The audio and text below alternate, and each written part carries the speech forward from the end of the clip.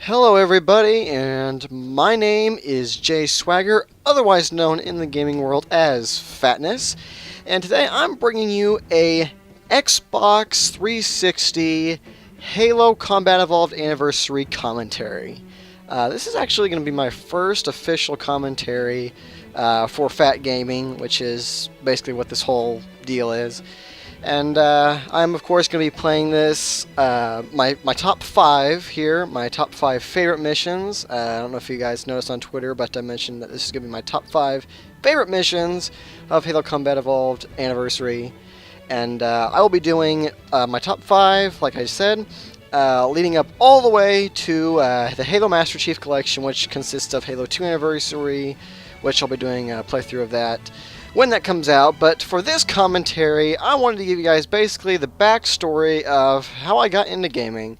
It's a very interesting story, actually, and it's kind of long, which will go along with this video. But before I say anything like that concerning my backstory, this is a legendary playthrough of course, the first mission, the Pillar of Autumn. I have a total of 3 skulls on. I've got Grunt Birthday Party, which, of course, you'll see the effects of that. And here I have Grunt Funeral, which may or may not be an advantage to me. I tried not to use the newbie skulls, which was, one of them was Bandana. Of course, I took that one off. And then I also have the I Would Have Been Your Daddy skull for the quite random and uncommon quotes. But enough of all that. I'm going to go ahead and jump right into the commentary of how I got into gaming. I actually got into gaming back when I was 4 years old, if I'm not mistaken. I started out meeting up with a buddy of mine, Jordan Johnson, who a lot of you probably know from a previous video that I did interviewing him.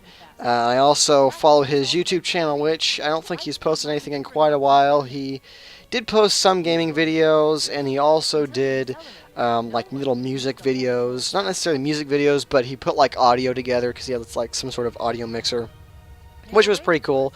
But that was basically his channel. If you guys want to check it out, I'll put it as a description below in this video.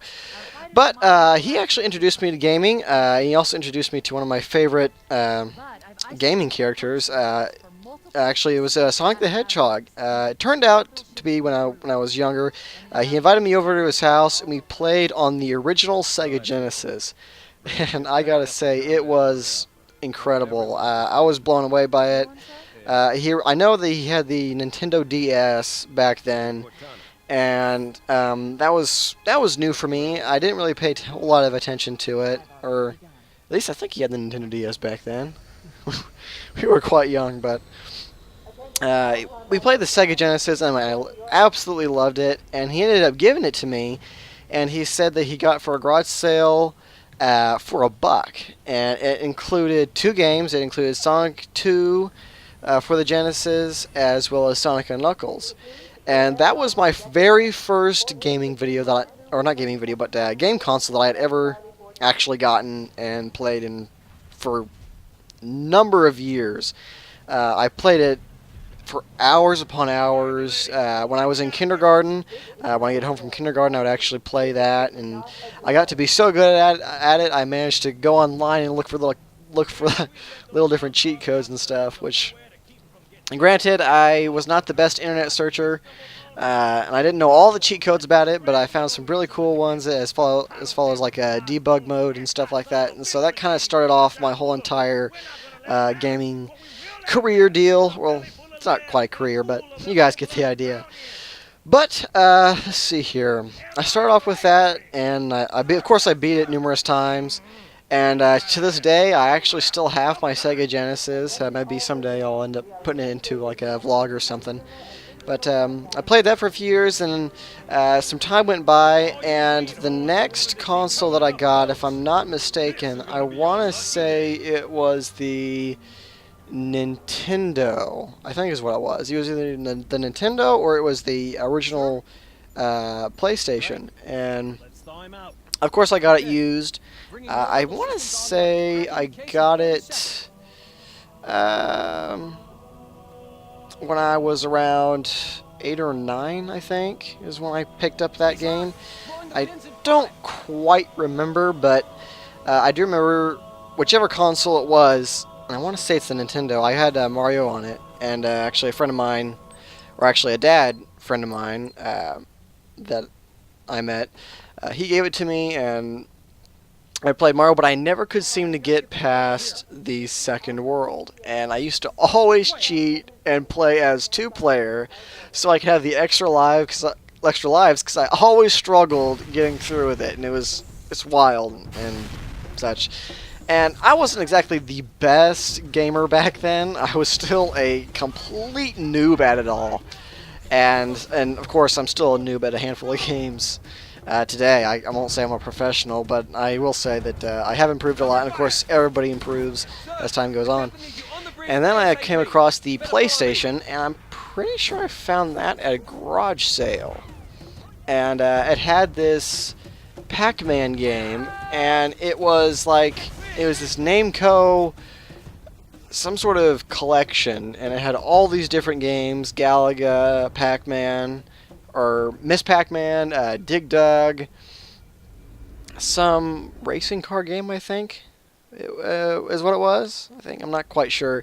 And then I wanted to say it had Legend of Zelda, but I don't remember quite what that game was. I think they still have that game. If you go to like GameStop or something, you can find it used.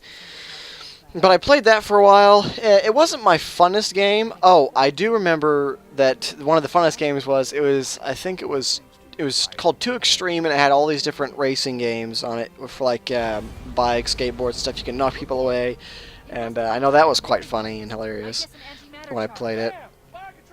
And my next one, I want to say it was the Game Boy, the small handheld game system. I remember exactly what it was. I asked my dad if he could help me get one off of eBay, and I, of course, saved my money from my allowance and saved it for a long time. And we went on eBay and we found this blue Game Boy Advance SP, and I think it was pretty new. I know it had been lightly used, and of course, well, as soon as I got it in the mail, I was so excited. It was wrapped up in newspaper. I opened it up and flipped open the screen, and I was just wowed by it. And I turned on the power, and of course, it showed the original Game Boy bling, or not bling, but ding, or whatever, however you want to pronounce it. And that was pretty cool. I really liked it, and I actually got some games after that. I remember one of it was a SpongeBob game. I want to say it was Battle for Bikini Bottom. And I'm pretty sure I beat that game, but I don't quite remember, excuse me, the extent of the game, because I played it such a long time ago. And, of course, I played with another guy, a friend of mine, Philip Bobek, which, of course, I interviewed him in a video. And you also know him in one of my previous gaming videos I did, which wasn't exactly an official commentary, but we did a commentary on the Halo 4 map, Haven, and he's also known as Singularity, so, in the gaming world. But, as we all know, I played with him, and we played Lego Star Wars. I remember we played that all the time, and we even played that on the Wii when it came out. And I remember the Wii, when it came out, it was a big thing. But I'm kind of getting ahead of myself. But yeah, so I had the Game Boy, and I remember there was another game system. I cannot remember what it was. I think it was... Actually, no. No, I cannot remember what the other game system was. All I remember is that I started saving my money up to get Legos. Because there was this big $50 Lego set I was really excited about getting. And I was going to try and get it before Singularity did, because we were both really into Legos when we were younger, and we're not so much more into it now. But so I was saving my money and getting really excited because I was so close. I had $50 to it, and at that time the set was around 500 Lego pieces. And for those of you Lego geeks out there, you know that back then, before everything got a lot more expensive, Legos that were around 50 pieces, they were about 500 pieces. They were about $50 a piece. And that's not including tax, but I had $50 saved up, and I was excited to get it. And I ended up finding this used well, heavily used original Xbox console at a garage sale. And I got excited about it, and I was thrilled, and just, I was like, okay, I've got to get this. I've got to get this console. It was awesome, and it had, I remember the game it had Sonic Heroes, and that, you know, of course, by then I was this huge Sonic fan. I had drawn comics of him myself, and created my own little world and story with it. And so I was really excited, and I talked to my mom about it, and I ended up calling my dad, and I was like, hey Dad, I found this Xbox, you know, it's this really cool new console and stuff, and I'm really excited about it, and I want to get it, and I know I've been saving my money for this Legos, but I really want to get this console. And so I actually managed to convince him to let me get the original Xbox, and which was a big thing, and I was really excited, so I asked him to hold it for me, and I went home, and I got my money. Of course, my mom wanted to eat lunch at that time, and so we had to eat lunch, and I was anxious because I was like, Mom, I really don't want to lose this console. And so we finally left, and we went back to the garage sale, and I did not see it anywhere, and I was devastated. And so I went up to the people, and I asked them, I said, hey, do you still have the Xbox that I saw? And turns out they had ended up pulling it off of the table that it was sitting on, and they specifically saved it for me. And it was probably about an hour by the time I actually got back there to pick up the Xbox. And so I handed them the money, and I gathered up the one controller that it came with and the game, and I went home. I was really excited, but I couldn't play it yet, and I was just like, oh. And when I finally hooked everything up and got to play it, I was really excited, and I turned it on, and I was like, I got just a chill fell over me. I was like, oh, this is going to be fantastic. And I gotta say, it was. Sonic Heroes was definitely one of my #1 favorites. And after that, I ended up finding more Xbox games, you know, for the regular console. I found Star Wars Episode 3, and I played that for a while. I even played it with my sister. And I remember one of my actual, the very first first-person shooter that I played was Ghost Recon. And it was one of the original ones. I cannot remember what it is. I have it in a drawer over here.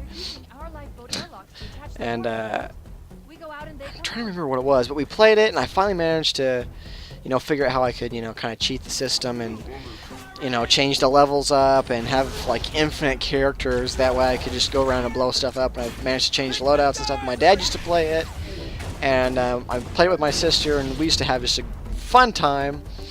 And I distinctly remember playing Ghost Recon with my sister at one point, and there was this little river, and you could crouch and go prone, and I tried going prone in the river, and the guy said, "Tootie, tootie, tootie, tootie," and I started belly laughing, and she started laughing, and it was just a real comical moment. And I also remember I was able to finally figure out how to change loadouts in the game, which the campaign was okay. I wouldn't say it was the best campaign, because I guess I'm spoiled now because of the, you know, new games that have come out for the 360, but I'm getting to that. But I enjoyed playing that game, and I ended up also picking up, well, actually I borrowed a handful of games from some friends of mine. It was, I'm trying to remember, it wasn't Knights of the Old Republic, it was some game with Kyle Katarn, I think was the guy's name, and this Jedi that lost his memory. It took place after Episode 6, and I remember trying to figure out, you know, how I could do different things. I managed to get, you know, cheat codes online, because by then I was like I was a big gamer for that moment in my life, but which is nothing compared to now. But anyways, so I did that and played that game for a while. And this is actually the part of the story where things start getting really good, and where I start, you know, things really start picking up concerning games. The next console I got, which I guess you can consider a console, but it was more of a handheld console, I got a Nintendo DS, and this was actually my cousin's old Nintendo DS, and he had Lego Indiana Jones on the DS, and just up and out of the blue, he gave it to me. And I was ecstatic, and I was like, yes! I have all these awesome consoles. I have the Sega Genesis, I have the original Xbox, I have this Nintendo DS, and believe it or not, I don't know why I did this, but I sold my Game Boy. And I think I sold it to buy Legos, I'm not quite sure. As far as the Nintendo that I had that had Super Mario Brothers on it, I later found out that my mom had sold that at our garage sale that we had for $4, and I was like, no, you don't do that to an old nostalgic console like that. And I was just horrified. I was like, why? And still to this day, I don't even know why my mom sold it for that cheap. I would have kept it. I mean, if I could have, all the consoles that I used to have, I would have kept them. And so back to where I was at concerning the Xbox, or actually no, the DS. And so I collected that, and then my sister ended up, I think she got a DS from a friend too, and so we would, trade off games, and I'd play her games, and I'd keep all my Game Boy games and everything. And later on, when I got rid of my Game Boy, I think I bought some other DS games. I'm trying to remember what all DS games that I have now, because it's been a while since I've actually played the DS. I know I recently picked up Super Mario Brothers. It's not the second one, but it's the first one. But anyways, so I remember we played Star Wars Battlefront with Singularity, and that game was mind-blowing. We used to do all these funny things, and I used to have a terrible habit of betraying the entire team. And I want to say it was for the Xbox, but then again, maybe it was for the Wii. And I remember when I had the Xbox and I was playing Star Wars Battlefront, my friends ended up getting the Wii before I did, and so I joked around, saying, hey, I got the Wii, but in all reality, I didn't. And they knew I didn't. I mean, back then it was $300-400. And nowadays, I think you can find it a lot cheaper because of all the new consoles that came out. But yeah, I played Star Wars Battlefront, and that used to be the game for us. We used to play that, and then we'd play, Mario on the Wii. And we actually did okay playing Mario. There were a few levels that we had issues with. And so I was like, okay, you know what? I got to get the 360, because we started playing on his 360. Actually, you know what? Now that I think about it, I think we did play Star Wars Battlefront on the 360. That's how I got started with it. Because it could play, original Xbox games. And so I was really excited. I was like, okay, you know what? I'm going to go ahead and get the 360. And so I saved my money. And I ended up having $200 saved. Actually, no. I had about 150. No, I think it was around 130, because that's how much the 360s were back then. And that's when, actually the same year, I had decided to watch E3 for the first time. And I don't know why I watched E3. I can't remember what I was doing. But I do know that that was actually back in, I want to say it was 2009 when I watched the first E3. It was either 2009 or the very beginning of 2010. And I remember watching it, and they revealed the Xbox 360 Slim with the 250 gig hard drive. And I was like, whoa. I watched the graphics, I checked it all out, and I was like, okay, you know what? I know I have enough money for the Xbox One, or not the Xbox One, but the original 360. I had the money for the 360, but I know I have that, but I want to save up and I want to get the Slim. And so I again, went through the long process of, I'll save my money. And during that time, I continued to play Star Wars Battlefront until 2010. Singularity, and also Phil, and then his brother, we were playing, Star Wars Battlefront, and they're like, okay, dude, you've got to check out this new game. You've got to check out the beta. I mean, it's awesome. You'll love it. It's fantastic. And I was like, man, I don't know. I I really don't know. I'm sold on Star Wars Battlefront. It's my favorite game, and they kept pressuring me and pressuring me, and so finally I gave in. I was like, all right, put the game in. I'll see how it is. I'll see if I like it. So they put the game in. I'm sitting back and I'm thinking, okay, this game, it's gonna be okay. It's not gonna be the same as Star Wars Battlefront, and I was right. It wasn't the same as Battlefront.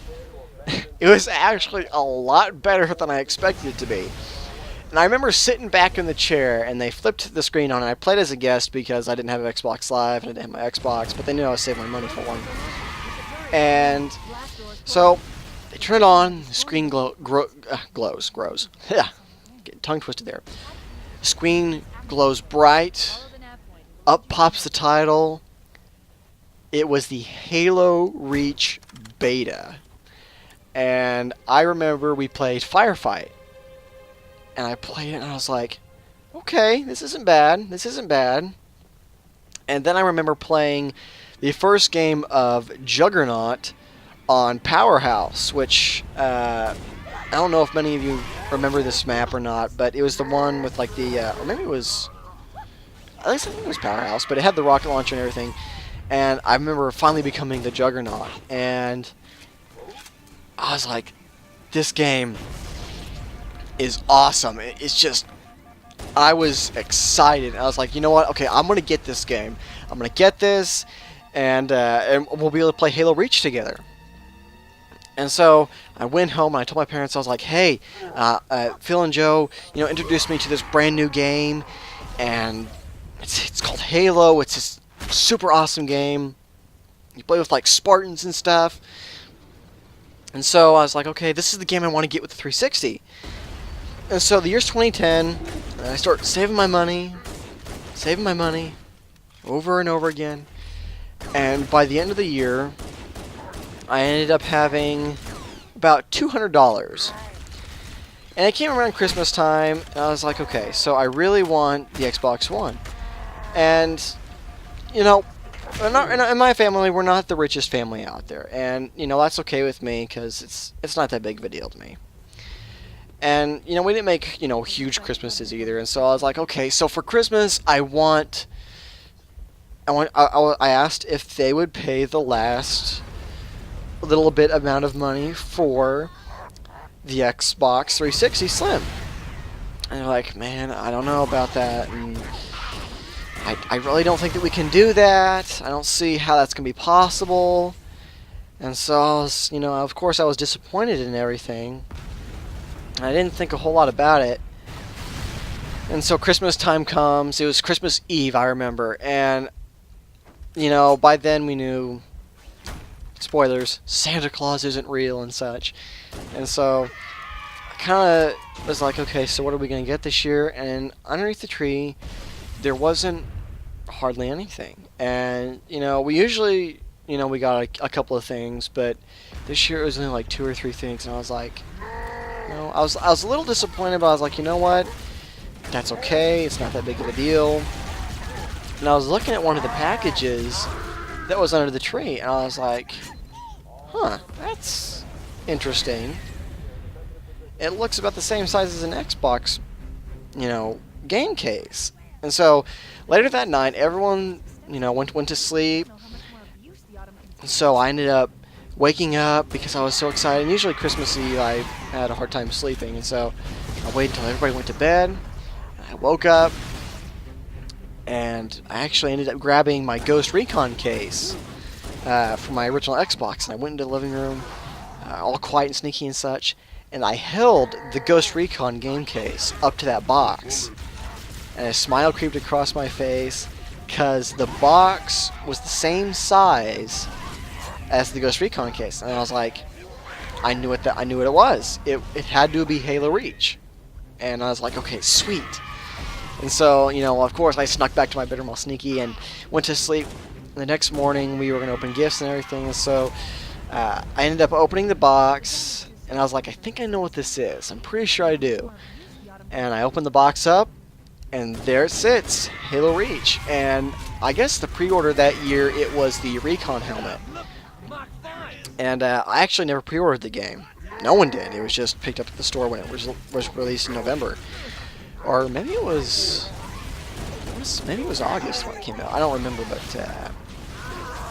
so I played it, or I actually didn't play it, but I got excited. I was like, yes! Now all I have to do is get, you know, the other $100 for my Xbox 360, and I'll be able to play Halo Reach. And so I was really excited about it. And we opened up the final box, and I thought it was a box of Legos. So I opened it up. Inside was a bunch of miscellaneous Legos. Hardly any in there. And they were ones that I already had in my bedroom, and I noticed them, and I was like, okay, this is weird. But inside the box was a piece of paper, and it was a clue that led to another clue. And what my family made a tradition was our final gift, the biggest gift we had, or not necessarily the biggest, but the most expensive gift we had, we would do a treasure hunt. And my parents would write clues and stuff for where the gift would be. It'd be in like different places and stuff. And so that's what we did. And we followed the clues, and we went into the garage, and there was this big box. And when I touched it and tried to lift it up, I felt the weight of it, and I was like, I know what it is. I know exactly what it is. And I peeled a little piece of tape off when it was my turn to open it, and it was the 360.